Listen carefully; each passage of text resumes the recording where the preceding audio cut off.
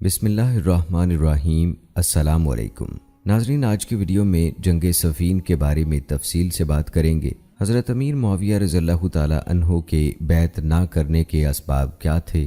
حضرت علی رضی اللہ تعالی عنہ نے حضرت امیر معاویہ رضی اللہ تعالی عنہ کو کیا جواب دیا تھا، اور پھر کیسے حضرت امیر معاویہ رضی اللہ تعالی عنہ نے قاتلین عثمان کی طرف خروج کیا، اور جب حضرت علی رضی اللہ تعالی عنہ کا لشکر میدان جنگ میں پہنچا تو حضرت امیر معاویہ رضی اللہ تعالی عنہ نے ان کا پانی بند کر دیا۔ اس کی حقیقت کیا ہے، صحیح سند اور روایات سے آپ کو بتائیں گے۔ دونوں طرف سے کیسے صلح کی کوششیں ہوتی رہیں، لیکن وہ کون لوگ تھے جو ان کوششوں کو کامیاب نہیں ہونے دیتے تھے۔ ناظرین، لڑائی کے آغاز سے اختتام تک مکمل احوال بھی ویڈیو میں شامل کریں گے۔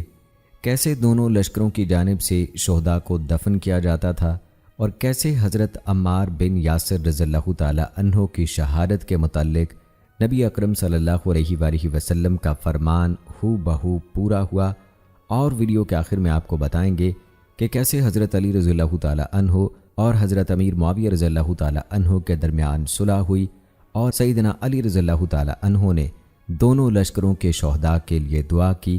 یہ تمام تر تفصیلات آج کی ویڈیو میں آپ کو بتائیں گے، تو آج کی ہماری یہ ویڈیو انتہائی اہم اور معلوماتی ہونے والی ہے، اس کو آخر تک لازمی دیکھیے گا۔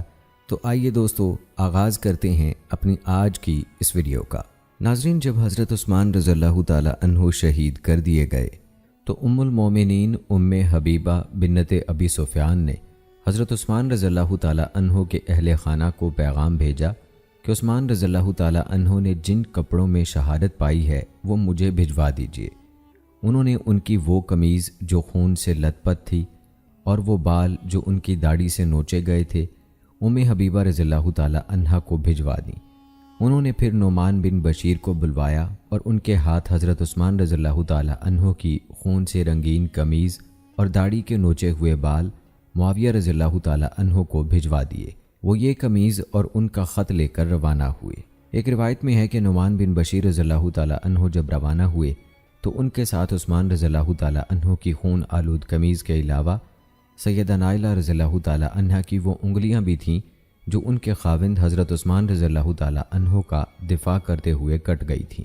نائلہ بنت الفرافسہ کلبیہ حضرت عثمان رضی اللہ تعالی عنہ کی بیوی تھیں۔ وہ کلب قبیلے کی شامی خاتون تھیں۔ نعمان رضی اللہ تعالی عنہ حضرت معاویہ رضی اللہ تعالی عنہ کے پاس شام پہنچے۔ معاویہ رضی اللہ تعالی عنہ نے یہ منبر پر رکھ دیں اور سیدہ نائلہ رضی اللہ تعالی عنہا کی انگلیاں قمیض میں ٹانگ دیں۔ جناب امیر معاویہ رضی اللہ تعالی عنہ عام لوگوں کے سامنے ان چیزوں کی نمائش کرتے رہے۔ وہ کبھی یہ چیزیں اوپر اٹھاتے اور کبھی نیچے رکھ دیتے۔ لوگ ان کے ارد گرد رو رہے تھے اور وہ ایک دوسرے کو سیدنا عثمان رضی اللہ تعالی عنہ کے خون کا انتقام لینے کی ترغیب دے رہے تھے۔ شرحبیل بن الصمت الکندی آئے۔ انہوں نے معاویہ رضی اللہ تعالی عنہ سے کہا، حضرت عثمان رضی اللہ تعالی عنہ ہمارے خلیفہ تھے، اگر آپ ان کے خون کا بدلہ لے سکتے ہیں تو ٹھیک ہے، ورنہ ہم آپ سے علیحدگی اختیار کر لیں گے۔ شام کے لوگوں نے قسمیں اٹھائیں کہ ہم اپنی عورتوں کے قریب پھٹکیں گے، نہ ہی بستروں پر سوئیں گے جب تک کہ ہم قاتلین عثمان کا خاتمہ نہ کر دیں یا ہم خود ختم نہ ہو جائیں۔ معاویہ رضی اللہ تعالی عنہ بھی یہی چاہتے تھے۔ نعمان بن بشیر نے اہل شام کے سامنے بہت برا منظر پیش کیا۔ خلیفہ کی شہادت، بلوائیوں کی طرف سے لوگوں کی گردنوں پر لہراتی ہوئی مسلط تلواروں کا منظر، بیت المال کی لوٹ کھسوٹ اور نائلہ کی کٹی ہوئی انگلیاں، ان باتوں کی وجہ سے لوگوں کے جذبات بھڑک اٹھے۔ ان کے دل شدید مخموم اور آنکھیں آنسوؤں سے بھیگ گئیں۔ اس کے بعد کہ حضرت معاویہ رضی اللہ تعالی عنہ اور اہل شام نے حضرت عثمان رضی اللہ تعالی عنہ کے قاتلوں سے قصاص لینے اور حضرت علی رضی اللہ تعالی عنہ کی بیعت سے پہلے قاتلوں کو کیفر کردار تک پہنچانے کا مطالبہ کر دیا تو اس میں تعجب کی کوئی بات نہ تھی۔ کیا یہ تصور کیا جا سکتا ہے کہ سید المسلمین حضرت عثمان رضی اللہ تعالی عنہ کو کینہ پرور سازشیوں نے شہید کیا ہو اور اس بدترین جرم کا ارتکاب کرنے والوں کے خلاف عالم اسلام میں قصاص لینے کی آواز نہ اٹھے؟ ناظرین اکرام، آئیے اب یہاں ذکر کرتے ہیں سیدنا معاویہ رضی اللہ تعالی عنہ کے بیعت نہ کرنے کے حوالے سے۔ معاویہ رضی اللہ تعالی عنہ حضرت عمر رضی اللہ تعالی عنہ اور حضرت عثمان رضی اللہ تعالی عنہ کے عہد میں شام کے والی رہے۔ جب حضرت علی رضی اللہ تعالی عنہ خلیفہ ہوئے تو انہوں نے جناب معاویہ رضی اللہ تعالیٰ عنہ کو معزول کرنے اور عبداللہ بن عمر رضی اللہ تعالیٰ عنہ کو وہاں والی بنانے کا ارادہ فرمایا۔ عبداللہ بن عمر رضی اللہ تعالیٰ عنہ نے شام کا گورنر بننے سے معذرت کر لی۔ حضرت علی رضی اللہ تعالیٰ عنہ نے ان کی جگہ سہل بن حنیف رضی اللہ تعالیٰ عنہ کو بھیج دیا۔ وہ شام کے قریب ہی پہنچے تھے کہ واپس آ گئے۔ انہیں حضرت معاویہ رضی اللہ تعالیٰ عنہ کے فوجی گھوڑوں پر سوار ملے۔ ان کی قیادت حبیب بن مسلمہ الفہری کر رہے تھے۔ انہوں نے ان سے کہا، اگر تمہیں عثمان رضی اللہ تعالیٰ عنہ نے بھیجا ہے تو خوش آمدید، اور اگر کسی اور نے بھیجا ہے تو واپس چلے جاؤ۔ حضرت معاویہ رضی اللہ تعالیٰ عنہ اور اہل شام نے سیدنا علی رضی اللہ تعالیٰ عنہ کی بیعت نہیں کی تھی۔ ان کی رائے تھی کہ پہلے حضرت علی رضی اللہ تعالیٰ عنہ قاتلین عثمان رضی اللہ تعالیٰ عنہ سے قصاص لیں، پھر ہم بیعت کریں گے۔ انہوں نے مزید کہا کہ جو قاتلوں کو پناہ دے ہم اس کی بیعت نہیں کریں گے۔ وہ کہتے تھے کہ ہم پر حضرت علی رضی اللہ تعالیٰ عنہ کی بیعت واجب نہیں، اگر اس بات پر ہم سے لڑائی کی گئی تو ہم مظلوم ٹھہریں گے۔ انہوں نے کہا، مسلمانوں کا اس بات پر اتفاق ہے کہ عثمان رضی اللہ تعالیٰ عنہ کو مظلومیت کی حالت میں شہید کیا گیا اور ان کے قاتل حضرت علی رضی اللہ تعالیٰ عنہ کے لشکر میں موجود ہیں اور غالب پوزیشن میں موجود ہیں۔ اگر ہم نے بیعت کر لی تو یہ لوگ ہم پر ظلم کریں گے اور خون عثمان رضی اللہ تعالیٰ عنہ رائیگاں چلا جائے گا۔ حضرت معاویہ رضی اللہ تعالیٰ عنہ یہ سمجھتے تھے کہ ان پر عثمان رضی اللہ تعالیٰ عنہ کا بدلہ لینے اور ان کے قاتلوں سے قصاص لینے کا مطالبہ کرنے کی ذمہ داری عائد ہوتی ہے، جیسا کہ اللہ تعالیٰ نے قرآن پاک میں سورہ بنی اسرائیل میں فرمایا، اور جو شخص مظلومانہ قتل کیا گیا ہو اس کے ولی کو ہم نے قصاص کے مطالبے کا حق دیا ہے، اسے چاہیے کہ وہ قتل میں حد سے نہ گزرے، اس کی مدد کی جائے۔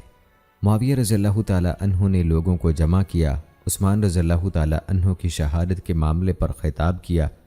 انہوں نے کہا کہ وہ چند گمراہ منافقین کے ہاتھوں شہید ہوئے، انہیں اندازہ نہیں تھا کہ یہ خون بہانا حرام ہے۔ انہوں نے حرمت والے مہینے اور حرمت والے شہر میں عثمان رضی اللہ تعالیٰ عنہ کا خون کر دیا۔ حضرت معاویہ رضی اللہ تعالیٰ عنہ کی تقریر سن کر لوگ بھڑک اٹھے، آوازیں بلند ہونے لگیں۔ ان میں کئی صحابہ کرام بھی تھے۔ ان میں سے ایک صاحب اٹھ کھڑے ہوئے، آگے بڑھے۔ ان کا نام مرہ بن کعب رضی اللہ تعالیٰ عنہ تھا۔ انہوں نے کہا، میں نے رسول اللہ صلی اللہ علیہ وآلہ وسلم سے یہ حدیث سنی ہے، آپ صلی اللہ علیہ وآلہ وسلم نے ان فتنوں کا ذکر فرمایا جو ان قریب ظاہر ہوں گے۔ اسی لمحے ایک آدمی وہاں سے گزرا جو اپنا سر چھپائے ہوئے تھا، تو آپ صلی اللہ علیہ وآلہ وسلم نے فرمایا، یہ شخص اس روز ہدایت پر ہوگا۔ میں نے اٹھ کر انہیں دیکھا تو وہ عثمان بن عفان رضی اللہ تعالیٰ عنہ تھے۔ میں نے ان کی طرف چہرہ کیا اور پوچھا، یہ شخصیت؟ آپ صلی اللہ علیہ وآلہ وسلم نے فرمایا، ہاں۔ دوستو، جب حضرت امیر معاویہ رضی اللہ تعالیٰ عنہ نے حضرت علی رضی اللہ تعالیٰ عنہ سے قاتلین عثمان رضی اللہ تعالیٰ عنہ سے قصاص لینے کا مطالبہ کیا تو حضرت علی رضی اللہ تعالیٰ عنہ نے کیا جواب دیا، آئیے آپ کو بتاتے ہیں۔ حضرت علی رضی اللہ تعالیٰ عنہ نے حضرت معاویہ رضی اللہ تعالیٰ عنہ کو بہت خطوط لکھے، لیکن انہوں نے ان کا کوئی جواب نہیں دیا۔ حضرت عثمان رضی اللہ تعالیٰ عنہ کی شہادت کے تیسرے مہینے ماہ صفر تک کئی بار حضرت علی رضی اللہ تعالیٰ عنہ کے خطوط حضرت معاویہ رضی اللہ تعالیٰ عنہ کے خدمت میں پہنچتے رہے۔ آخرکار معاویہ رضی اللہ تعالیٰ عنہ نے ایک آدمی کے ہاتھ ایک صحیفہ ارسال کیا۔ وہ صحیفہ لے کر حضرت معاویہ رضی اللہ تعالیٰ عنہ کا قاصد سیدنا علی رضی اللہ تعالیٰ عنہ کے پاس پہنچا۔ حضرت علی رضی اللہ تعالیٰ عنہ نے پوچھا، شام کی صورتحال کیا ہے؟ اس نے کہا، میں ان لوگوں کے ہاں سے آیا ہوں جو قصاص کے سوا کچھ نہیں چاہتے، وہ سب بدلہ لینے کے خواہش مند ہیں۔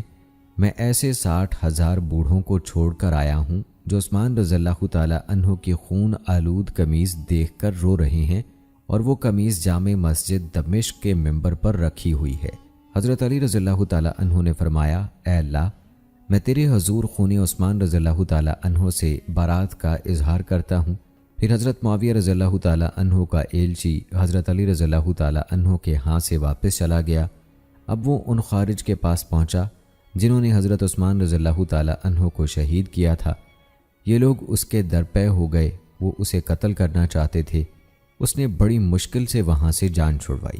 دوستو، امیر المومنین حضرت علی رضی اللہ تعالیٰ عنہ کو حضرت معاویہ رضی اللہ تعالیٰ عنہ کا جواب موصول ہوا تو آپ نے اہل شام کے خلاف لڑائی کا ارادہ کر لیا۔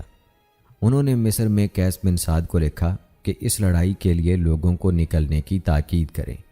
کوفہ میں ابو موسیٰ رضی اللہ تعالی عنہ کو اور عثمان بن حنیف رضی اللہ تعالی عنہ کو بھی یہی حکم لکھ بھیجا۔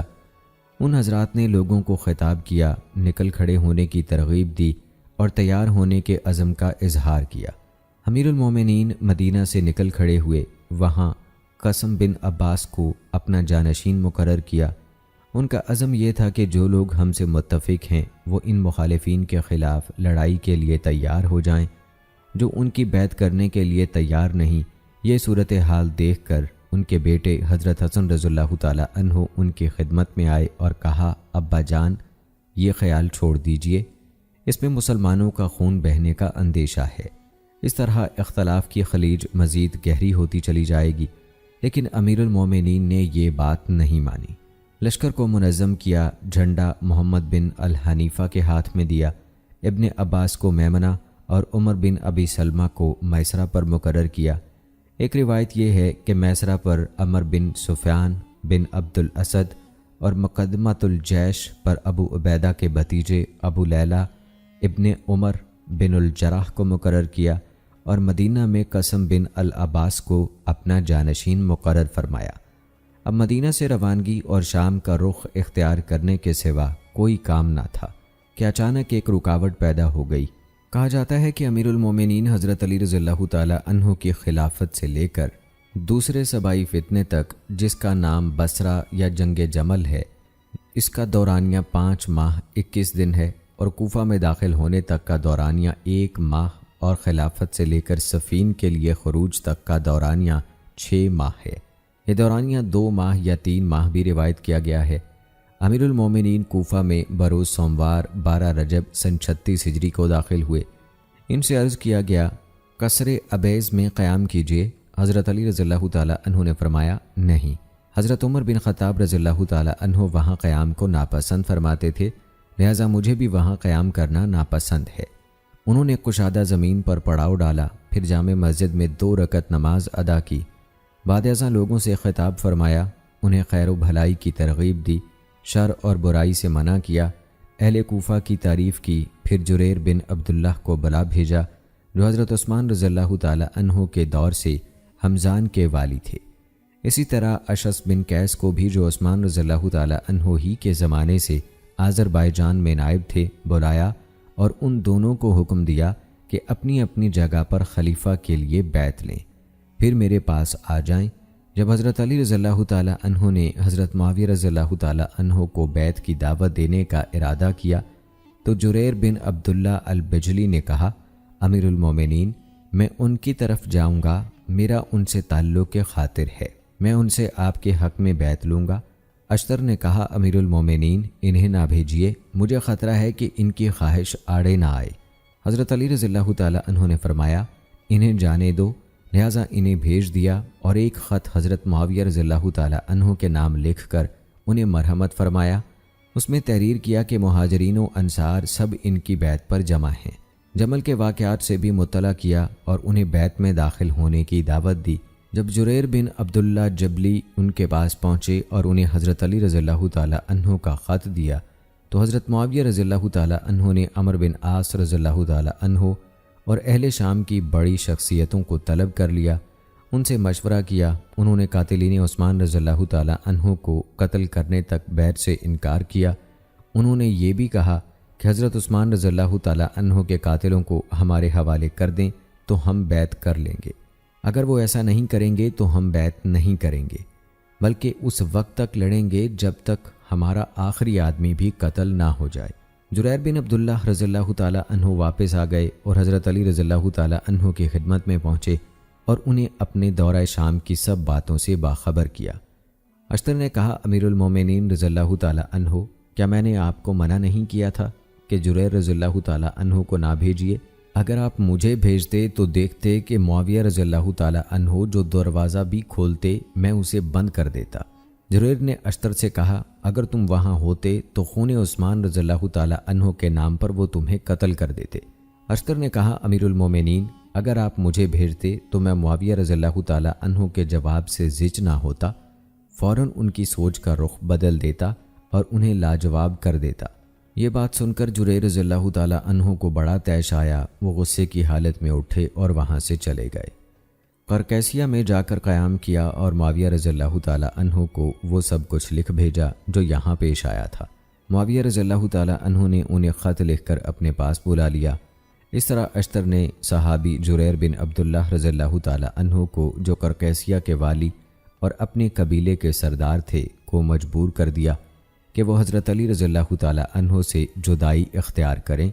और जुरैर बिन अब्दुल्ला अल-जबली ऐसी शान के सहाबी हैं जो कहते थे कि रसूलुल्लाह सल्लल्लाहु अलैहि वसल्लम ने जब भी मुझे देखा हमेशा तबस्सुम फरमाया, और आप सल्लल्लाहु अलैहि वसल्लम ने मेरे बारे में ये भी फरमाया था, तुम पर उस दरवाज़े से वो आदमी दाखिल होगा जो अहले यमन का अच्छा आदमी है, उसका चेहरा ऐसा है जैसे उसे फरिश्तों ने छुआ हो। अमीरुल मोमिनीन हज़रत अली रज़ियल्लाहु ताला अन्हु ने शाम के ख़िलाफ़ जंग के लिए तैयारी शुरू की। लोगों को निकल खड़े होने के लिए पैगाम भेजे। बहुत बड़ा लश्कर तैयार किया जिसका अंदाज़ा मुख्तलिफ़ रिवायात में मुख्तलिफ मिलता है, मगर ये सारी रिवायात ज़ईफ़ हैं। सिर्फ़ एक रिवायत जिसकी सनद हसन है उसमें बताया गया है कि वो 50,000 अफराद का लश्कर लेकर निकले। अमीरुल मोमिनीन के लश्कर के जमा होने की जगह मकाम नखलिया था। ये जगह कूफा से 2 मील के फासले पर थी। इराक़ के मुख्तलिफ सूबों से वहाँ कबाइल जमा हुए। अमीरुल मोमिनीन रज़ियल्लाहु ताला अन्हु ने अबू मसूद अंसारी रज़ियल्लाहु ताला अन्हु को आमिल मुकर्रर किया। नखलिया से ज़ियाद बिन नसर अल हारसी को 8,000 जंगजुओं के साथ रवाना किया। शरीह बिन हानी को 4,000 के साथ रवाना किया। बाद अज़ां खुद हज़रत अली रज़ियल्लाहु ताला अन्हु अपने लश्कर के साथ मदाइन यानी बगदाद की तरफ निकले। वहाँ मज़ीद जंगजू उनके साथ आ मिले। वहाँ साद बिन मसूद अल सक़फ़ी को वाली बनाया और एक हर अव्वल दस्ता 3,000 की तादाद में मौसूल की तरफ रवाना किया। फिर मशरक़ी फ़रात के किनारे पर जज़ीरे के मशहूर और अहम रास्ते पर चले और करकसिया के करीब पहुँच गए। उन्हें ख़बर मिली कि मुआविया रज़ियल्लाहु ताला अन्हु उनसे मुलाकात के लिए आए हैं और सफ़ीन के मकाम पर उनकी फ़ौज जमा है। हज़रत अली रज़ियल्लाहु ताला अन्हु अल-रुक्का की तरफ आगे बढ़े, मगरबी जानिब से फ़रात अबूर किया और सफ़ीन पहुँचकर पड़ाव डाला। और आइए दोस्तों, अब तज़किरा करते हैं हज़रत मुआविया रज़ियल्लाहु ताला अन्हु का कातिलीन उस्मान रज़ियल्लाहु ताला अन्हु की तरफ ख़ुरूज का। हज़रत मुआविया रज़ियल्लाहु ताला अन्हु कातिलीन उस्मान पर हमला करने के लिए बहुत संजीदा थे। वो मिस्रियों के एक गिरोह जिसमें अबू अमर बिन बदील अल-ख़ज़ाई भी शामिल थे के ज़रिए घात लगाए बैठे थे। उनके मिस्रियों पर एहसानात थे। अहले खरबता में भी उनके हमनवा मौजूद थे जो खून उस्मान के बदले का मुतालबा कर रहे थे। सन 36 हिजरी में ये गिरोह मोहम्मद बिन अबी हुज़ैफ़ा के ज़रिए दुश्मनों को शिकस्त से दो चार कर चुका था। मिस्रियों में मनसूबाबंदी करने वाले मुदब्बिरीन अब्दुर्रहमान बिन अदीसी, किनाना बिन बशीर और मोहम्मद बिन हुज़ैफ़ा जैसी शख्सियतें भी मौजूद थीं। उन्हें फ़लस्तीन में पाबंद रखा गया। जब हज़रत मुआविया रज़ियल्लाहु ताला अन्हु को इराक़ के लश्कर के बारे में मालूम हुआ कि वो उनकी तरफ बढ़ रहा है, तो उन्होंने अहले शाम में से बड़े बड़े मुशीरों को जमा किया और उनसे खिताब करते हुए कहा, हज़रत अली रज़ियल्लाहु ताला अन्हु अहले इराक़ को साथ लेकर तुम पर हमलावर होने वाले हैं। ज़ुल्क़रा अल-हमेरी ने कहा, आप जो हुक्म देंगे हम उस पर हमला करेंगे। अहले शाम ने हज़रत मुआविया रज़ियल्लाहु ताला अन्हु से खून उस्मान के मुतालबे और कताल पर बैत की थी। अमर बिन आस रज़ियल्लाहु ताला अन्हु ने लश्कर तैयार किया और झंडे गाड़ने का हुक्म दिया। फिर और लश्कर से खिताब करते हुए उन्होंने कहा, बेशक अहले इराक़ की इज्तमाइयत मुंतशिर हो चुकी है, उनकी क़ुव्वत कमज़ोर है, उनकी तलवारों की धार कुंद हो चुकी है। मज़ीद ये कि अहले बसरा भी हज़रत अली रज़ियल्लाहु ताला अन्हु के मुखालिफ हो चुके हैं। उनके और अहले कूफा के बड़े बड़े सरदार जंग जमल में फ़ना हो गए हैं। अब वो महज एक छोटा सा गिरोह हैं। उनमें से कुछ वो हैं जिन्होंने तुम्हारे खलीफा सैयदना उस्मान रज़ियल्लाहु ताला अन्हु को शहीद किया है। अल्लाह ताला तुम्हारे साथ है, तुम्हारा खून रायगा नहीं जाएगा। हज़रत मुआविया रज़ियल्लाहु ताला अन्हु एक बड़ा लश्कर लेकर निकले। उसका सही अंदाज़ा करने के सिलसिले में मुख्तलिफ़ रिवायात हैं और इन सारी रिवायात की सनदें मुनक़ता हैं। बाइना ये भी उस किस्म की रिवायात हैं جن میں لشکر علی رضی اللہ تعالی عنہ کی تعداد کا اندازہ کیا گیا ہے۔ ان کا اندازہ 1,20,000 اور 70,000 جنگجوؤں کا ہے، اور بعض روایات میں تو اس تعداد سے بہت زیادہ درج ہے۔ صحیح تعداد 60,000 جنگجوؤں کی بتائی گئی ہے۔ ہر چند اس آخری روایت کی سند منقطع ہے۔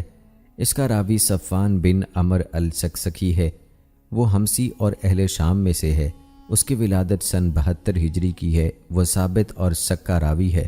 اس کی سوانے سے یہی معلوم ہوتا ہے، اور اس کی طرف سند کی نسبت بھی صحیح ہے۔ لشکر معاویہ رضی اللہ تعالی عنہ کی قیادت کرنے والوں کی تربیت یہ تھی۔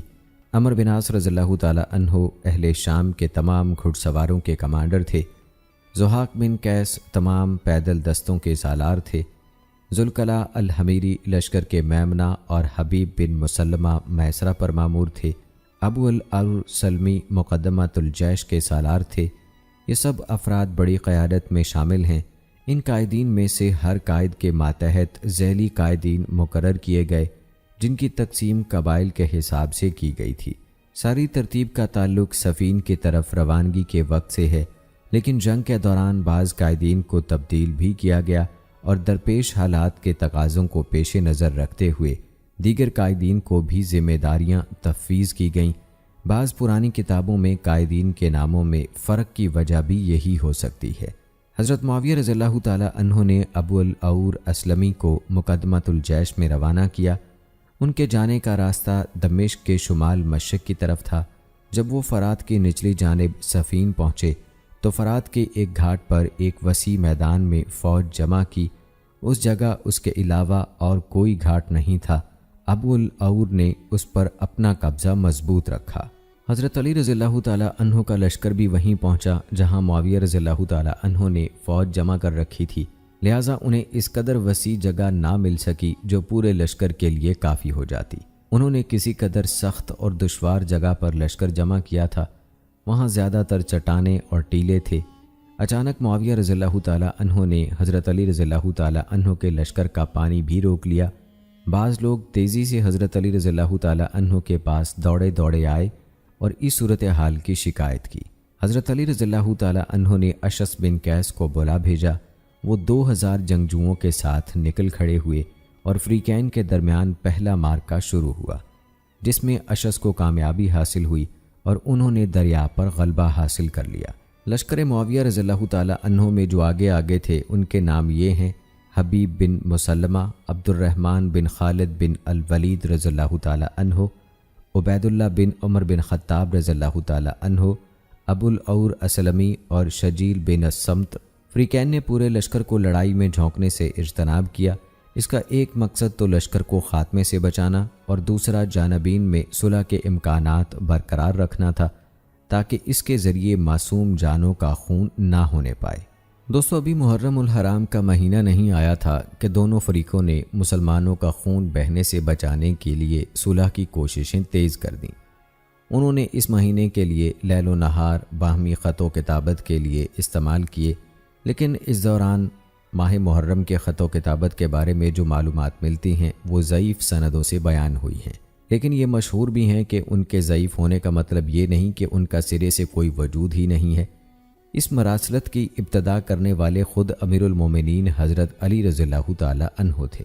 انہوں نے بشیر بن عمرو الانصاری، سعید بن قیس الحمدانی اور ثبت بن ربیع التمیمی کو حضرت معاویہ رضی اللہ تعالی عنہ کے پاس بھیجا اور ان کو وہی دعوت الخیر پیش کی جو پہلے پیش کی تھی، یعنی اجتماعیت اور بیت میں داخل ہونے کی دعوت۔ حضرت معاویہ رضی اللہ تعالی عنہ نے بھی حسب سابق وہی جواب دیا جو معروف ہے، یعنی قاتلین عثمان کی سپردگی یا ان سے قصاص لینے کا مطالبہ۔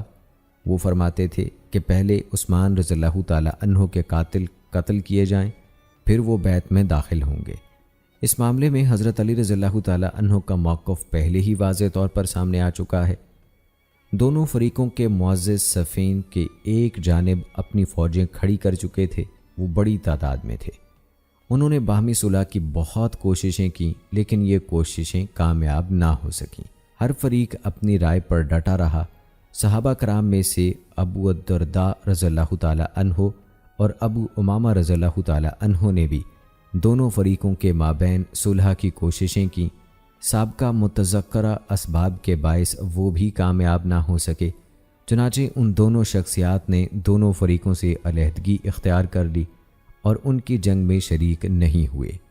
کبار تابعین میں سے مسروق بن الاجدع آئے، انہوں نے بھی واعظ و نصیحت کی، انہیں اللہ کا خوف دلایا اور وہ بھی جنگ میں شریک نہیں ہوئے۔ اور دوستو پھر ہوتی ہے گھمسان کی جنگ پھر اسی حالت پر لوٹ آئی جو ماہ ذی الحجہ میں مختلف دستوں اور انفرادی مقابلوں کی شکل میں تھی۔ اس ماہ کا پہلا ہفتہ گزر گیا اور دونوں فریقوں کے مابین جنگی جھڑپیں 70 سے زیادہ ہوئیں، یہ بھی کہا جاتا ہے کہ 90 سے زیادہ ہوئیں۔ حضرت علی رضی اللہ تعالیٰ عنہ نے اپنے لشکر میں اعلان کیا کہ کل بروز بدھ دونوں لشکروں کی باہم عام لڑائی ہوگی۔ یہ اطلاع معاویہ رضی اللہ تعالیٰ عنہ کو بھی مل گئی۔ اس رات فریقین کے سپاہیوں نے اپنے اپنے ہتھیار ٹھیک ٹھاک اور تیز کیے۔ حضرت عمر بن عاص رضی اللہ تعالیٰ عنہ نے بڑی تیزی دکھائی، انہوں نے ان سپاہیوں کو جن کے ہتھیار خراب یا کند ہو چکے تھے جدید ہتھیار فراہم کیے اور لوگوں کو ترغیب دی کہ علی رضی اللہ تعالیٰ عنہ کے لشکر کے خلاف جنگ میں پوری بہادری کا مظاہرہ کریں۔ دونوں لشکروں نے مشاورت بھی کی اور اپنی اپنی قیادتوں کو منظم بھی کیا۔ دوستو اگر بات کی جائے لڑائی کے پہلے دن کی تو بدھ کے روز دونوں لشکروں نے اپنی اپنی صفیں تیار کر لیں اور لشکروں کی اس طرح تقسیم کی جیسے بڑے بڑے مارکوں میں کلب، میمنہ اور میسرہ کی شکل میں کی جاتی ہے۔ لشکر علی رضی اللہ تعالیٰ عنہ کی ترتیب یہ تھی: حضرت علی رضی اللہ تعالیٰ عنہ کلب پر، عبداللہ بن عباس میسرہ پر، عمار بن یاسر پیادوں پر متعین تھے، محمد بن حنفیہ جھنڈا اٹھائے ہوئے تھے، حشام بن عتبہ چھوٹا جھنڈا لیے ہوئے تھے اور اشس بن قیس میمنہ پر مامور تھے۔ دوسری طرف کے لشکر میں معاویہ رضی اللہ تعالیٰ عنہ سپہ سالار اعظم تھے، وہ ایک اونچے ٹیلے پر مضبوط لشکر لے کر خود اور زرہیں پہنے ہوئے بیٹھے تھے۔ عمر بن عاص رضی اللہ تعالیٰ عنہ شامی فوجیوں کی قیادت کر رہے تھے، ذوالکلہ حمیری میمنہ پر مامور تھے اور مخارق بن الصبا الکلائی جھنڈا اٹھائے ہوئے تھے۔ دونوں طرف کے لشکر ایک دوسرے کے مد مقابل آ گئے۔ کثرت تعداد کی وجہ سے حد نگاہ تک اتنے لوگ تھے کہ افق نگاہوں سے اوجھل ہو گیا۔ آخر کار جنگ چھڑ گئی، دونوں لشکر بھڑ گئے۔ شام تک لڑائی جاری رہی، اس میں صرف ادائے نماز کے لیے وقفہ کیا جاتا تھا، ہر فریق اپنے خیموں کی طرف جاتا تھا۔ مقتولین کی لاشیں میدان میں پڑی ہوئی تھیں۔ نماز سے واپسی پر حضرت علی رضی اللہ تعالیٰ عنہ کے لشکر کے بعض افراد نے ان سے پوچھا، اے امیر المومنین، ہمارے اور دوسرے دونوں کے مقتولین کے بارے میں آپ کی کیا رائے ہے؟ تو انہوں نے فرمایا، ہم میں سے ہو یا ان میں سے جسے اللہ تعالیٰ کی خوشنودی اور دار آخرت کی کامیابی مطلوب ہوگی، وہ جنت میں داخل ہوگا۔ ہر فریق نے اپنی پوری توانائی صرف کی، لیکن کوئی ایک دوسرے پر غالب نہ آ سکا، نہ کوئی پیٹ پھیر کر بھاگا، تاں آ کے وہ دن ختم ہو گیا۔ شام کے وقت حضرت علی رضی اللہ تعالیٰ عنہ نے میدان جنگ کا چکر لگایا اور اہل شام کو دیکھتے ہوئے یہ دعا کی، اے اللہ میری اور ان کی بخشش فرما۔ بات کی جائے اگر دوسرے دن کی تو روایات سے پتہ چلتا ہے کہ جمعرات کے روز حضرت علی رضی اللہ تعالیٰ عنہ نے منہ اندھیرے فجر کی نماز پڑھائی اور حملے کے لیے تیار ہو گئے۔ آپ نے لشکر کے کمانڈروں میں کچھ تبدیلیاں بھی کیں۔ عبداللہ بن بدیل الخزائی کو میمنہ پر اور ان کی جگہ میسرہ پر اشس بن قیس الکندی کو مقرر فرمایا۔ فریقین کے بیچ گھمسان کا رن پڑا، یہ گزشتہ روز سے زیادہ شدید تھا۔ اہل عراق آگے بڑھتے چلے گئے اور انہوں نے اہل شام پر اپنی فوقیت قائم کر دی۔ عبداللہ بن بدیل کے لیے معاویہ رضی اللہ تعالیٰ عنہ کے میسرہ کو توڑنا ناممکن ہو گیا، اس پر حبیب بن مسلمہ مقرر تھے۔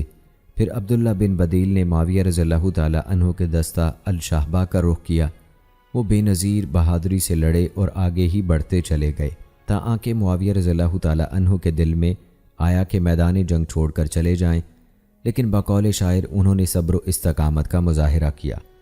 انہوں نے شہبہ دستے کو جوش دلایا تو اس نے عبداللہ بن بدیل کو شہید کر دیا۔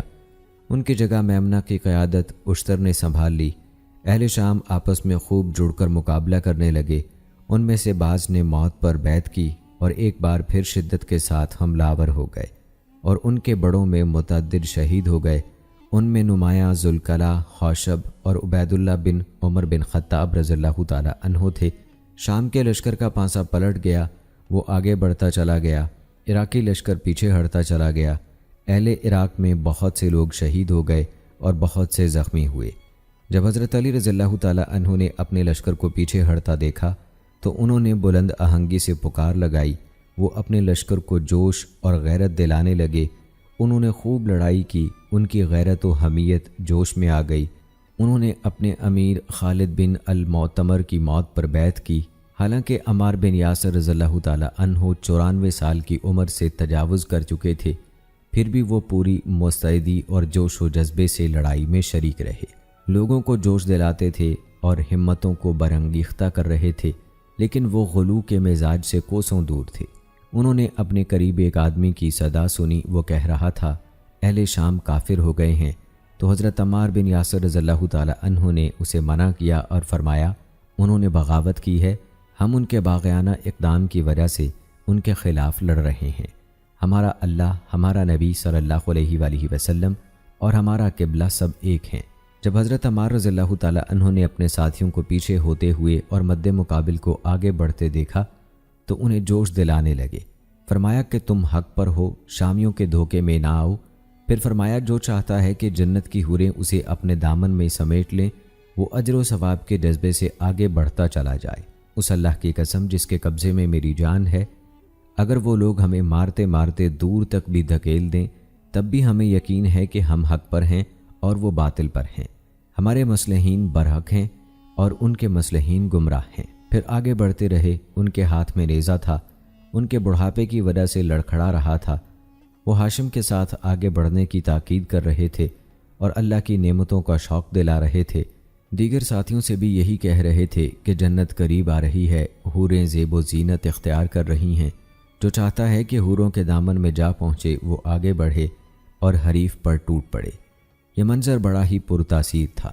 وہ جلیل القدر صحابی تھے، مہاجر تھے، بدری تھے، 94 سال سے متجاوز تھے۔ ان کے اندر بڑی غیرت اور عزم تھا، ان کا یقین کامل تھا اور وہ روحانیت کی بہت اونچی مسند پر فائز تھے۔ یہ سب عوامل عراقی لشکر کو آگے بڑھنے کی ترغیب دے رہے تھے۔ جمعرات کے روز سورج غروب ہوتے وقت عمار رضی اللہ تعالی عنہ نے دودھ کا ایک گھونٹ طلب کیا، پھر فرمایا بے شک رسول اللہ صلی اللہ علیہ وآلہ وسلم نے مجھ سے فرمایا تھا کہ دنیا میں تمہارا آخری گھونٹ دودھ کا گھونٹ ہوگا۔ پھر وہ آگے بڑھے، ان کے ساتھ علمبردار ہاشم بن عتبہ بن ابی وقاص رضی اللہ تعالی عنہ بھی آگے بڑھتے چلے گئے اور پھر کبھی واپس نہیں آئے، دونوں شہید ہو گئے۔ دوستو، اسی رات جنگ میں پھر شدت اور ایسی تیزی آ گئی جو سابقہ دنوں میں نہیں آئی تھی۔ اہل عراق پورے جوش، حوصلے اور ولولے سے لڑے اور اہل شام کو پیچھے ہٹا دیا۔ خود حضرت علی رضی اللہ تعالی عنہ نے بنفس نفیس شدید لڑائی میں حصہ لیا اور موت پر بیعت کی۔ کہا جاتا ہے کہ حضرت علی رضی اللہ تعالی عنہ نے اپنے لشکر کے ساتھ مغرب کی نماز خوف کی شکل میں ادا کی۔ امام شافعی کہتے ہیں حضرت علی رضی اللہ تعالی عنہ سے منقول ہے کہ انہوں نے حریر کی رات نماز خوف ادا کی۔ عینی شاہد کہتا ہے کہ ہم حریف سے 3 دن اور 3 راتیں لڑتے رہے، نیزے ٹوٹ گئے، تیر کمان ختم ہو گئے، پھر ہم نے ایک دوسرے پر تلواریں چلائیں۔ یہ سلسلہ آدھی رات تک جاری رہا، یہاں تک کہ تلواریں درانتیوں کی شکل اختیار کر گئیں۔ ہم نے ایک دوسرے کو الٹی طرف سے تلواریں مارنی شروع کیں تو لڑائی کے شور کے سوا اور کوئی آواز سنائی نہ دیتی تھی۔ پھر ہم ایک دوسرے پر پتھر برسانے لگے، پھر مٹی پھینکنے لگے، پھر ایک دوسرے کو دانتوں سے کاٹنے لگے، یہاں تک کہ جمعے کے دن کی صبح ہو گئی، سورج بلند ہو گیا، دھوپ پھیل گئی، لیکن جنگ کے غبار کے باعث کچھ نظر نہیں آ رہا تھا۔ کیا بڑے اور کیا چھوٹے سب جھنڈے سرنگوں ہو گئے۔ دونوں طرف کے لشکر والے انتہائی حد تک تھک گئے، ہاتھوں میں جان نہ رہی، حلق بھی خشک ہو گئے۔ شب حریر اور جمعے کے روز کی جنگ کے بارے میں ابن کثیر کہتے ہیں وہ ایک دوسرے کو دانتوں سے کاٹنے لگے، 2 آدمی باہم لڑ رہے تھے، خون ریزی جاری تھی، پھر وہ دونوں تھک جاتے تھے، آرام کرنے لگتے تھے، پھر باتوں ہی باتوں میں ایک دوسرے پر برسنے لگتے تھے، پھر کھڑے ہو کر جاتے تھے، دوبارہ حسب سابق لڑائی شروع کر دیتے تھے۔ انا للہ و انا الیہ راجعون۔ اسی طرح جمعے کے روز کی صبح ہو گئی، وہ بدستور حالت جنگ میں تھے، اشاروں سے فجر کی نماز ادا کر رہے تھے، دن نکل آیا اور اہل عراق نے اہل شام پر غلبہ پا لیا۔ دوستو، شب حریر کے بعد دونوں لشکروں کی یہ حالت ظاہر ہو گئی کہ وہ مزید لڑائی کے متحمل نہ رہے۔ شب حریر اشعث بن قیس الکندی نے اپنے ساتھیوں سے خطاب کیا۔ انہوں نے فرمایا اے مسلمانوں کی جماعت، تمہارا گزارا ہوا یہ دن خوفناک تھا، اس میں عرب فنا ہو گئے، میں نے اپنی زندگی بھر یہ سب کچھ نہیں دیکھا۔ حاضر و موجود لوگ غیر حاضر لوگوں کو بتا دیں کہ اگر ہم اسی طرح لڑتے رہے تو عرب فنا ہو جائیں گے، حرمتیں غارت ہوں گی۔ اللہ کی قسم میں یہ بات جنگ کے ڈر سے نہیں کہہ رہا، میں عمر رسیدہ آدمی ہوں، آئندہ کل کے لیے مجھے عورتوں اور بچوں کا ڈر ہے۔ اے اللہ، تو جانتا ہے کہ میں نے اپنی قوم اور اہل دین کو پیش نظر رکھتے ہوئے یہ بات کہی ہے، میں نے کوئی دقیقہ فروغ گزاشت نہیں کیا۔ اس بات کی خبر حضرت معاویہ رضی اللہ تعالی عنہ کو پہنچی تو انہوں نے فرمایا، رب کعبہ کی قسم، انہوں نے بالکل صحیح کہا ہے، اگر ہم کل پھر جنگ شروع کرتے تو رومی ہماری عورتوں اور بچوں کا رخ کریں گے اور اہل فارس کا رخ اہل عراق کی عورتوں اور بچوں کی طرف ہوگا۔ عقل مند آدمی یہ بات سمجھ سکتا ہے۔ پھر انہوں نے اپنے ساتھیوں سے کہا، قرآن کریم کے نسخے نیزوں کے ساتھ باندھ دو۔ قاتلین عثمان کی سپردگی اور حضرت علی رضی اللہ تعالی عنہ کی بیعت میں داخل ہونے سے انکار کو ترک کر کے اللہ کی کتاب کو حکم بنانے کی دعوت ایک ایسی بہتر صورتحال تھی جو جنگ صفین کے واقعات کا نتیجہ تھی۔ اس میں بہت سے مسلمانوں کو اپنی زندگی کی قربانی دینی پڑی اور اس سے یہ اجتماعی رائے سامنے آئی کہ لڑائی کی بندش ایک ایسی ضرورت ہے جو امت کی قوت کو دشمن کے بالمقابل محفوظ رکھنے والی اور امت کا سر اونچا کرنے کا سبب ہے، اور یہ اس بات کی بھی دلیل ہے کہ امت ابھی زندہ ہے اور اس میں اپنے فیصلے خود کرنے کی صلاحیت موجود ہے۔ امیر المومنین حضرت علی رضی اللہ تعالی عنہ صفین میں لڑائی کو روکنے پر راضی ہو گئے۔ انہوں نے تحکیم کو قبول کر لیا، اسے فتح سے تعبیر کیا اور واپس کوفہ چلے گئے اور تحکیم سے بہت سی امیدیں وابستہ کیں کہ یہ اختلاف کے ازالے، اتحاد امت اور ریاست کو تقویت دینے کا باعث ہوگی اور فتوحات کا سلسلہ بھی شروع ہو جائے گا۔ کتاب الہی کو حکم ماننے کے لیے دونوں فریقوں کی سوچ میں بہت سے عوامل نے کردار ادا کیا۔ مثلا مسلمانوں کا خون بہانے سے روکنے اور مزاحمت کو ختم کرنے کی کوششوں میں سے یہ آخری کوشش تھی۔ یہ کوششیں اجتماعی اور انفرادی دونوں قسم کی تھیں جو جمل کے واقعے کے بعد شروع ہوئیں مگر کامیاب نہ ہو سکیں۔ البتہ وہ مراسلت جس کا تبادلہ دونوں اطراف سے ہوتا رہا تاکہ دونوں میں سے ہر ایک کا نقطہ نظر معلوم ہو سکے، اس میں کارگر نہ ہو سکی۔ ان کوششوں میں سے آخری کوشش وہ تھی جو لڑائی کی شدت کے دوران حضرت معاویہ رضی اللہ تعالی عنہ کی طرف سے کی گئی۔ انہوں نے حضرت علی رضی اللہ تعالی عنہ کو لڑائی بند کرنے کی خاطر خط لکھا اور اس میں کہا، میرا خیال ہے کہ اگر ہمیں اور آپ کو معلوم ہوتا کہ لڑائی کے نتیجے میں معاملہ یہاں تک پہنچ جائے گا تو ہم اس کا ارتکاب نہ کرتے، اگرچہ اس وقت ہماری عقلیں مغلوب ہو گئی تھیں۔ اب ہمارے لیے اس اظہار ندامت کے بعد اصلاح اور صلح کرنے کا موقع موجود ہے۔ مقتولین کی لاشیں گرتی رہیں، بہت زیادہ خون بہہ گیا تاں کہ بالکل فنا اور معدومیت کا خدشہ محسوس ہونے لگا۔ اب جنگ کو روکنا ایک ایسا مقصد قرار پایا جو سب کو مطلوب تھا۔ لڑائی کی طوالت سے سبھی لوگ تنگ تھے، انہیں اس آواز کا انتظار تھا جو مصالحت کی طرف بلائے۔ حضرت علی رضی اللہ تعالی عنہ کے لشکر کی اکثریت یہ کہہ رہی تھی کہ جنگ ہمیں کھا گئی ہے، اب ہماری بقا جنگ ترک کرنے میں ہے۔ یہ بات اس رائے کے سراسر خلاف ہے جس میں کہا گیا کہ قرآن کریم کے نسخے بلند کرنے کی سوچ عمرو بن عاص رضی اللہ تعالی عنہ کی طرف ایک دھوکہ تھا۔ حقیقت یہ ہے کہ قرآن حکیم کو نیزوں پر بلند کرنے کی سوچ نئی نہیں تھی، وہ اس کے موجد عمرو بن عاص رضی اللہ تعالی عنہ نہیں تھے، بلکہ جمل کے موقع پر بھی قرآن پاک بلند کیا گیا اور اسے بلند کرنے والی شخصیت کعب بن سور قاضی بصرہ کو تیر مارا گیا تھا جس سے وہ شہید ہو گئے تھے۔ یہ عمل وحی الہی کی اس آواز پر لبیک کہنے کے مترادف ہے جو اصلاح کی دعوت پیش کر رہی تھی، جیسا کہ سورہ نساء میں اللہ تعالیٰ نے فرمایا، اگر تمہارے درمیان کسی معاملے میں نزاع ہو جائے تو اسے اللہ اور رسول کی طرف پھیر دو اگر تم واقعی اللہ اور روز آخر پر ایمان رکھتے ہو۔ اس بات کی تائید حضرت علی رضی اللہ تعالی عنہ کی اس بات سے بھی ہوتی ہے کہ جب ان کے سامنے کتاب اللہ کو حکم بنانے کی بات کی گئی تو انہوں نے فرمایا، میں اس کا زیادہ حقدار ہوں، ہمارے اور تمہارے درمیان اللہ کی کتاب ہے۔ دوستو، نبی اکرم صلی اللہ علیہ وآلہ وسلم کی طرف سے اس صحیح اور ثابت حدیث کے معلوم ہونے کے بعد آپ صلی اللہ علیہ وآلہ وسلم نے حضرت عمار رضی اللہ تعالی عنہ سے فرمایا، تمہیں باغی گروہ قتل کرے گا۔ ان کی شہادت کا صفین کے مارکے پر اثر ہوا۔ صحابہ کرام رضوان اللہ اجمعین کے علم میں یہ حدیث تھی لہٰذا جدھر عمار رضی اللہ تعالیٰ عنہ جاتے وہ ان کے ساتھ چل پڑتے تھے۔ خزیمہ بن ثابت رضی اللہ تعالیٰ عنہ سفین میں موجود تھے۔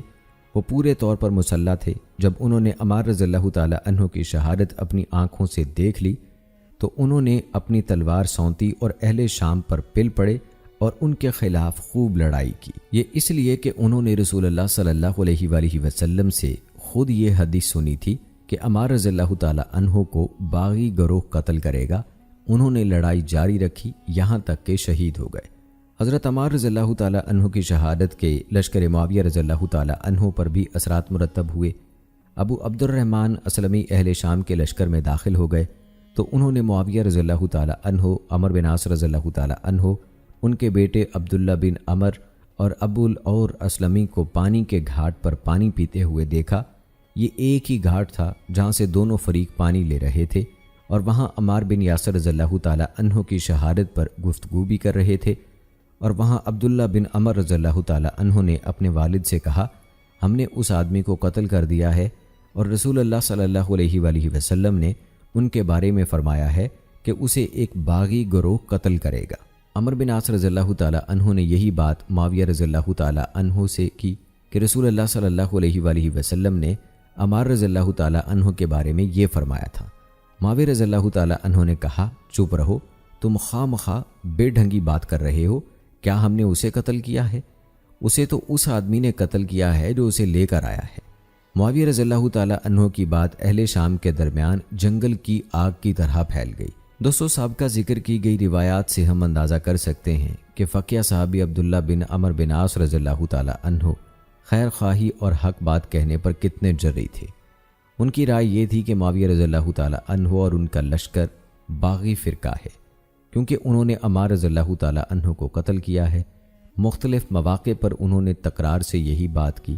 یقیناً اس میں کوئی شک نہیں کہ اس حدیث کے باعث عمار رضی اللہ تعالیٰ عنہ کی شہادت نے اہل شام پر اس کا اثر ڈالا۔ البتہ معاویہ رضی اللہ تعالیٰ عنہ نے حدیث کی نامناسب تعویل کی، اور یہ بات صحیح نہیں ہے کہ عمار رضی اللہ تعالیٰ عنہ کے قاتل وہ ہیں جو انہیں میدان جنگ میں گھسیٹ لائے۔ عمار رضی اللہ تعالیٰ عنہ کی شہادت نے عمر بن عاص رضی اللہ تعالیٰ عنہ پر بھی اثر ڈالا۔ یہی وجہ ہے کہ انہوں نے جنگ ختم کرنے کے لیے کوشش کی، اور پھر انہوں نے کہا، مجھے یہ بات پسند ہے کہ میں آج سے 20 سال پہلے وفات پا جاتا۔ صحیح بخاری میں ابو سعید خدری رضی اللہ تعالیٰ عنہ سے روایت ہے، ہم ایک ایک اینٹ اٹھاتے تھے اور عمار رضی اللہ تعالیٰ عنہ دو دو اینٹیں اٹھاتے تھے۔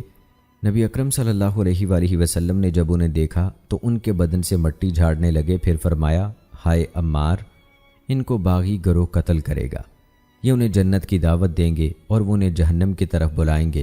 عمار نے کہا، میں فتنوں سے پناہ مانگتا ہوں۔ اور آئیے دوستو، اب آخر میں تذکرہ کرتے ہیں عمار بن یاسر رضی اللہ تعالیٰ عنہ کے قتل پر حضرت امیر معاویہ رضی اللہ تعالیٰ عنہ کے تبصرے کا۔ ابو الغادیہ جہنی عمار رضی اللہ تعالیٰ عنہ کو قتل کرنے کے بارے میں کہتا ہے، سفین والے روز میں شروع میں ایک آدمی کو تلاش کر رہا تھا، وہ 2 صفوں کے درمیان تھا۔ ایک شخص نے خالی جگہ دیکھی اور اس آدمی کے گھٹنے پر تیر مارا، وہ گر پڑا اور اس کا خود کھل گیا۔ میں اس کے سر پر زور سے ضرب لگائی تو دیکھا کہ وہ عمار کا سر تھا، پھر عمار شہید ہو گئے۔ راوی کہتے ہیں، ابو غادیہ نے پانی مانگا، اسے شیشے کے برتن میں پانی دیا گیا، اس نے پینے سے انکار کیا تو مٹی کے ایک پیالے میں پانی لایا گیا تو وہ پی گیا۔ ایک آدمی نے کہا، کیا خوب شیشے کے برتن میں پانی پینے سے پرہیز ہے اور عمار رضی اللہ تعالیٰ عنہ کو قتل کرنے سے گریز نہیں؟ عمر بن عاص رضی اللہ تعالیٰ عنہ کہتے ہیں، میں نے رسول اللہ صلی اللہ علیہ وآلہ وسلم سے سنا ہے، آپ فرماتے تھے، عمار کا قاتل اور اس پر ننگی تلوار چلانے والا جہنم میں جائے گا۔ امام ابن کثیر کہتے ہیں، یہ بات معلوم ہے کہ عمار رضی اللہ تعالیٰ عنہ سفین کے روز لشکر علی میں تھے، انہیں اہل شام میں سے معاویہ رضی اللہ تعالیٰ عنہ کے ساتھیوں نے شہید کیا۔ اس کے قتل کا ذمہ دار ابو الغادیہ ہے، وہ ضعیف العقل شخص تھا۔ امام ابن حجر کہتے ہیں، صحابہ رضوان اللہ مجمعین کے بارے میں اس قسم کی جنگوں میں یہ گمان کرنا چاہیے کہ وہ اجتہاد کرنے والے تھے۔ غلطی کرنے والے مجتہد کے لیے بھی ایک اجر ہے۔ جب کسی ایک عام مجتہد کے لیے ثابت ہے کہ غلطی کرنے کی صورت میں اس کے لیے ایک اجر ہے، تو صحابہ رضوان اللہ اجمعین کے لیے تو یہ بالاولا ثابت ہوتا ہے۔ شیخ البانی نے امام ابن حجر کے قول پر تبصرہ کرتے ہوئے کہا ہے، یہ بات حق ہے، لیکن ہر فرد پر اس کا انطباق کرنے میں اشکال ہے۔ یہ نہیں کہا جا سکتا کہ ابو الغادیہ جو حضرت عمار کا قاتل ہے اس کے لیے اجر ہے، کیونکہ اس نے انہیں اجتہادی اعتبار سے قتل کیا، اور رسول اکرم صلی اللہ علیہ وآلہ وسلم اس کے بارے میں فرما رہے ہیں کہ عمار کا قاتل جہنم میں جائے گا۔ صحیح بات یوں ہے کہ یہ کہا جائے کہ قاعدہ صحیح ہے، مگر جب کوئی قطعی دلیل اس کے برعکس ہو پھر ٹھیک نہیں ہے۔ جیسا کہ یہ معاملہ یہاں درپیش ہے، اسے اجتہاد والے قاعدے سے مستثنیٰ قرار دیا جائے گا۔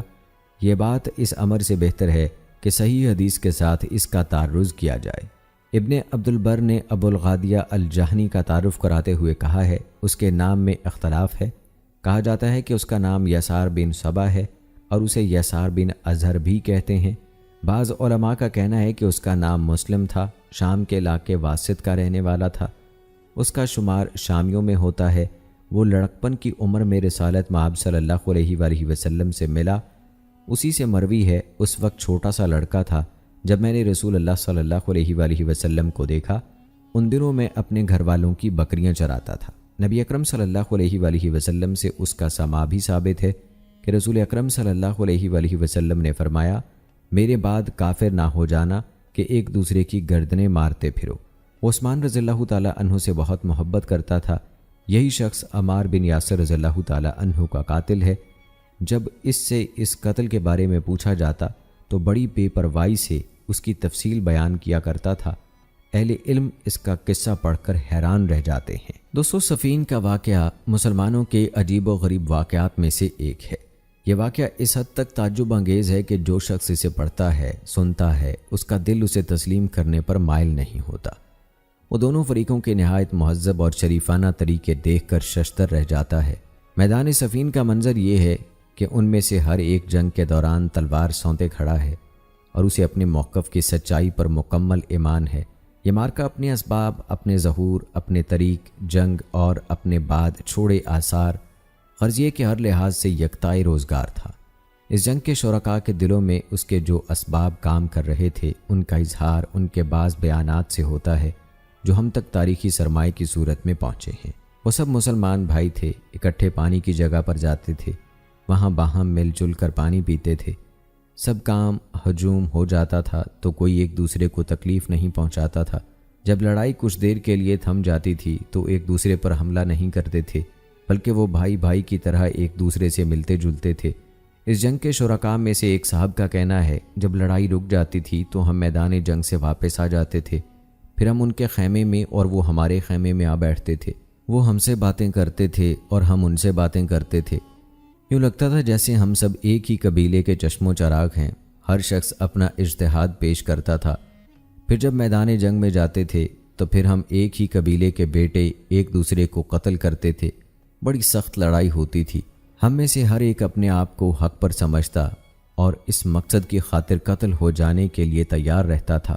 دو آدمی مد مقابل ہو جاتے تو آپس میں لڑتے تھے، ایک دوسرے کا خون بہاتے تھے، تھک جاتے تو دونوں بیٹھ جاتے تھے، استراحت کرتے تھے، پھر آپس میں بہت سی باتیں ہوتی تھیں، پھر کھڑے ہو جاتے اور پہلے کی طرح لڑنا شروع کر دیتے۔ وہ دونوں ایک ہی دین کے بیٹے تھے۔ وہ دین دونوں فریقوں کے مابین قدر مشترک تھا۔ یہی دین ان سب کو اپنی جان سے زیادہ پیارا تھا۔ نماز کا وقت آتا تو وہ دونوں فریق ادائے نماز کے لیے وقف کر لیتے تھے، اور جس دن عمار بن یاسر رضی اللہ تعالیٰ عنہ شہید ہوئے، دونوں طرف کے لوگوں نے ان کی نماز جنازہ ادا کی۔ ایک یعنی شاہد جو سفین میں شریک ہوئے کہتے تھے، ہم نے سفین میں پڑاؤ ڈالا، کچھ دن لڑائی جاری رہی، دونوں طرف سے بہت سے افراد مارے گئے، گھوڑے بھی شدید زخمی ہوئے۔ یہ حال دیکھ کر حضرت علی رضی اللہ تعالیٰ عنہ نے عمر بن عاص رضی اللہ تعالیٰ عنہ کو پیغام بھیجا کہ مقتولین کی تعداد میں اضافہ ہو رہا ہے، رک جائیے تاکہ سب لوگ اپنے اپنے مقتولین کو دفن کر لیں۔ انہوں نے یہ بات مان لی۔ پھر سب لوگ آپس میں ایک مل جل گئے۔ وہ یکجان دو قالب نظر آ رہے تھے، جیسے ایک ہاتھ کی انگلیاں دوسرے ہاتھ کی انگلیوں میں سمو دی گئی ہوں۔ حضرت علی رضی اللہ تعالیٰ عنہ کے ساتھی عمر بن عاص رضی اللہ تعالیٰ عنہ کے سامنے اپنے ایک مقتول کے ساتھ گزرے۔ انہوں نے دیکھا تو رو پڑے اور مقتول کے بارے میں فرمایا، یہ مجتہد تھے، اللہ کے معاملے میں ہم سب سے زیادہ ڈرنے والے تھے۔ اس قسم کے موقع پر بھی وہ آپس میں نہیں عن المنکر کا فریضہ ادا کرتے تھے۔ وہاں ایک ٹولہ تھا، اس ٹولے کے لوگ قرا کہلاتے تھے۔ وہ عبداللہ بن مسعود رضی اللہ تعالیٰ عنہ کے اہل شام میں سے ان کے شاگرد تھے۔ وہ امیر المومنین علی رضی اللہ تعالیٰ عنہ سے ملے، نہ ہی معاویہ رضی اللہ تعالیٰ عنہ سے۔ انہوں نے امیر المومنین رضی اللہ تعالیٰ عنہ سے کہا، ہم آپ کے ساتھ ہوں گے لیکن آپ کے خیموں میں نہیں ہوں گے، ہم علیحدہ قیام کریں گے، آپ کے اور اہل شام کے معاملات دیکھیں گے، ہم جسے بھی دیکھیں گے غلط کام کر رہا ہے یا زیارتی کا مرتکب ہو رہا ہے تو اس پر نظر رکھیں گے۔ حضرت علی رضی اللہ تعالیٰ عنہ نے فرمایا، سبحان اللہ، یہی بات تو دین میں تفقہ اور سنت کے علم کا تقاضا ہے، جو اس پر راضی نہ ہو وہ ظالم اور خائن ہے۔ حقیقت یہ ہے کہ ایسا موقف قناعت اور اجتہاد سے پیدا ہوتا ہے، دل کو اسی سچائی پر جما کر لڑائی میں حصہ لینا چاہیے۔ دوستو، لڑائی کے دوران صفین میں فریقین نے نہایت شریفانہ اور کریمانہ رویہ اختیار کیا۔ اس کا قدرتی نتیجہ یہ نکلا کہ قیدیوں کے ساتھ بھی اچھے سلوک اور اکرام کا معاملہ کیا گیا۔ رسول اللہ صلی اللہ علیہ وآلہ وسلم نے قیدیوں کا احترام ملحوظ رکھنے کی ترغیب دی اور تاکید فرمائی ہے کہ جو کھانا میسر ہو اس میں سے بہتر کھانا قیدیوں کو کھلایا جائے۔ غیر مسلموں کے ساتھ یہ سلوک روا رکھا جاتا تھا تو مسلمانوں کے ساتھ اچھا برتاؤ کیوں نہ کیا جاتا؟ تاہم قیدی کو اس جنگ میں اپنے گروہ کی طاقت سمجھا جاتا تھا، لہٰذا حضرت علی رضی اللہ تعالیٰ عنہ عریف کے قیدی کو حفاظت سے قید میں رکھنے کا حکم دیتے تھے۔ اگر وہ بیعت کر لیتا تھا تو اسے چھوڑ دیتے تھے، انکار کرتا تھا تو اس کے ہتھیار اور سواری لے لیتے تھے، یا یہ چیز واپس کر کے اس سے لڑائی نہ کرنے کا حلف لیتے تھے۔ روایت کے مطابق اسے 4 درہم مرحمت فرماتے تھے۔ اس عمل کا مقصد باغیوں کو کمزور کرنا۔ صفین کے دن حضرت علی رضی اللہ تعالیٰ عنہ کی خدمت میں ایک قیدی لایا گیا۔ قیدی نے کہا، مجھے باندھ کر قتل نہ کیجیے گا۔ حضرت علی رضی اللہ تعالیٰ عنہ نے فرمایا، میں اللہ رب العالمین سے ڈرتا ہوں، تمہیں باندھ کر قتل نہیں کروں گا۔ پھر اسے چھوڑ دیا اور فرمایا، کیا تم میں کوئی بھلائی موجود ہے؟ کیا تم بیعت کرو گے؟ ایک مرتبہ سیدنا علی رضی اللہ تعالیٰ عنہ کے پاس 15 قیدی لائے گئے۔ وہ زخمی تھے۔ ان میں سے جو زخموں کی وجہ سے فوت ہو گئے، سیدنا علی رضی اللہ تعالیٰ عنہ نے انہیں غسل دیا، کفن پہنایا اور ان کی نماز جنازہ ادا کی۔ دوستو، آج 21ویں صدی میں بھی دنیا کے بہت سے انسان دوست غیر مسلم بھی آرزو مند ہیں کہ جنگوں میں انسانی حقوق ملحوظ رکھے جائیں اور اسلامی اخلاق کا اطلاق کیا جائے۔ اگر جمل و صفین جیسی جنگیں نہ ہوتیں تو دنیا کو اسلام کے جنگی قوانین کا علم ہی نہ ہو پاتا۔ یقیناً ہر معاملے میں اللہ کی بے پایاں حکمتیں کار فرما ہیں۔ امیر المومنین حضرت علی رضی اللہ تعالیٰ عنہ جنگی دورے ختم کرنے کے بعد مقتولین کو تلاش کرتے اور ان کے حالات معلوم کرتے تھے۔ ایک عینی شاہد کا بیان ہے، میں نے حضرت علی رضی اللہ تعالیٰ عنہ کو نبی اکرم صلی اللہ علیہ وآلہ وسلم کے شہباء نامی خچر پر بیٹھے ہوئے دیکھا۔ وہ مقتولین کا جائزہ لے رہے تھے۔ حضرت علی رضی اللہ تعالیٰ عنہ اپنے اور حضرت معاویہ رضی اللہ تعالیٰ عنہ کے مقتولین کے قریب کھڑے ہو کر دونوں اطراف کے مقتولین کے لیے یہ دعا کرتے رہے، اللہ تعالیٰ تمہاری بخشش فرمائے، اللہ تعالیٰ تمہاری بخشش فرمائے۔ یزید بن اسم کہتے ہیں، جب حضرت علی رضی اللہ تعالیٰ عنہ اور حضرت معاویہ رضی اللہ تعالیٰ عنہ کے مابین صلح ہو گئی تو حضرت علی رضی اللہ تعالیٰ عنہ باہر نکلے۔ وہ اپنے مقتولین کے درمیان چل رہے تھے اور کہہ رہے تھے کہ یہ جنت میں ہیں۔ پھر معاویہ رضی اللہ تعالیٰ عنہ کے مقتولین کی طرف گئے اور فرمایا، یہ بھی جنت میں ہیں۔ معاملہ میرے اور معاویہ رضی اللہ تعالیٰ عنہ کے ذمے ہے۔ پھر آپ نے معاویہ اور ان کے مقتولین کے بارے میں فرمایا، وہ مومن ہیں۔ فی الجملہ حضرت علی رضی اللہ تعالیٰ عنہ نے صفین کے موقع پر بھی وہی باتیں کہیں جو جمل کے موقع پر ارشاد فرمائی تھیں۔ جب امیر المومنین رضی اللہ تعالیٰ عنہ صفین سے واپس روانہ ہوئے تو ایک قبرستان سے گزرے۔ وہاں انہوں نے دعا کرتے ہوئے کہا، اے ویران گھروں میں رہنے والوں، تمہیں سلام ہو۔ اے بے آباد سناٹے کے مکینوں، مومن مردوں اور مومن عورتوں، مسلمان مردوں اور مسلمان عورتوں، تم ہم سے پہلے یہاں آ گئے، ہم بھی تمہارے پیچھے آنا ہی چاہتے ہیں۔ ہم عنقریب تم سے آن ملیں گے۔ اے اللہ، ہمیں اور انہیں بخش دے، ہم سے اور ان سے درگزر فرما۔ ہر قسم کی تعریف اس اللہ کے لیے ہے جس نے زمین کو زندہ اور مردہ لوگوں کو جمع کرنے والا بنایا۔ ہر قسم کی تعریف اس اللہ کے لیے ہے جس نے تمہیں پیدا کیا۔ وہ اسی زمین سے تمہیں دوبارہ اٹھائے گا اور اسی زمین پر تمہیں میدان حشر میں جمع کر دے گا۔ اسے مبارک ہو جسے آخرت یاد ہے، جو حساب کتاب کے لیے تیاری کرتا ہے اور ضرورت کے مطابق عطا شدہ رزق پر قناعت کرتا ہے۔ دوستو، قاتلین عثمان اس بات پر تلے بیٹھے تھے کہ دونوں فریقوں کے مابین جنگ جاری رہے تاکہ زیادہ سے زیادہ مسلمان فنا ہو جائیں، دونوں فریقوں کی قوت کمزور پڑ جائے اور وہ کیفر کردار تک پہنچنے سے بچے رہیں۔ جب انہوں نے اہل شام کو دیکھا کہ وہ قرآن پاک کے نسخے بلند کر رہے ہیں تو وہ گھبرا گئے۔ حضرت علی رضی اللہ تعالی عنہ مد مقابل کی بات تسلیم کر رہے تھے اور لڑائی روکنے کا حکم دے رہے تھے۔ انہوں نے امیر المومنین رضی اللہ تعالی عنہ کو ان کے عزم سے ہٹانے کی کوشش کی، لیکن لڑائی رک گئی۔ اب ان کے لیے اس کے سوا اور کوئی چارہ کار نہیں تھا کہ حضرت علی رضی اللہ تعالی عنہ کے خلاف خروج کریں، اس لیے انہوں نے ایک جملہ گھڑ لیا، الحکم اللہ، یعنی حکم اللہ کا۔ وہ یہی نعرہ لگاتے ہوئے میدان سے نکل گئے اور دونوں فریقوں سے دور محفوظ جگہ پر چلے گئے۔ عجیب و غریب بات یہ ہے کہ اس مرحلے پر ان لوگوں نے جو کچھ کیا، مورخین نے اس بات پر توجہ مرکوز نہیں کی۔ قاتلین عثمان رضی اللہ تعالی عنہ نے جمل کے مارکے میں جو فساد برپا کیا تھا، ویسا ہی فساد انہوں نے لشکر علی رضی اللہ تعالی عنہ میں موجود ہونے کے باوجود صفین کے موقع پر بھی برپا کیا۔ فریقین کے مابین صلح کی ہر تدبیر ناکام کرنے کی کوشش کی، کیونکہ علی رضی اللہ تعالی عنہ اور معاویہ رضی اللہ تعالی عنہ کے درمیان صلح کا مطلب یہ تھا کہ عثمان رضی اللہ تعالی عنہ کے خون کا معاملہ بھی طے کیا جائے۔ جمل کے موقع پر بھی انہوں نے جو کچھ کرنے کی کوشش کی تھی، کیسے ممکن تھا کہ وہ صفین میں یہ کوشش ترک کر دیتے؟ تو دوستو یہ بات واضح ہو گئی کہ حضرت علی رضی اللہ تعالی عنہ اور حضرت معاویہ رضی اللہ تعالی عنہ کے درمیان فساد برپا کرنے والے کون لوگ تھے؟ وہ حضرت عثمان رضی اللہ تعالی عنہ کے قاتلین تھے۔ حقیقت میں یہ لوگ تھے جو اپنا شیطانی پن دکھا رہے تھے۔ تو ناظرین کرام، یہ تھی ہماری آج کی ویڈیو۔ امید کرتے ہیں کہ آپ کو پسند آئی ہوگی۔ آج کی اس ویڈیو کے متعلق اپنی رائے کا اظہار کمنٹ باکس میں لازمی کیجیے گا۔ مجھے اگلی ویڈیو تک کی اجازت دیں۔ فی امان اللہ۔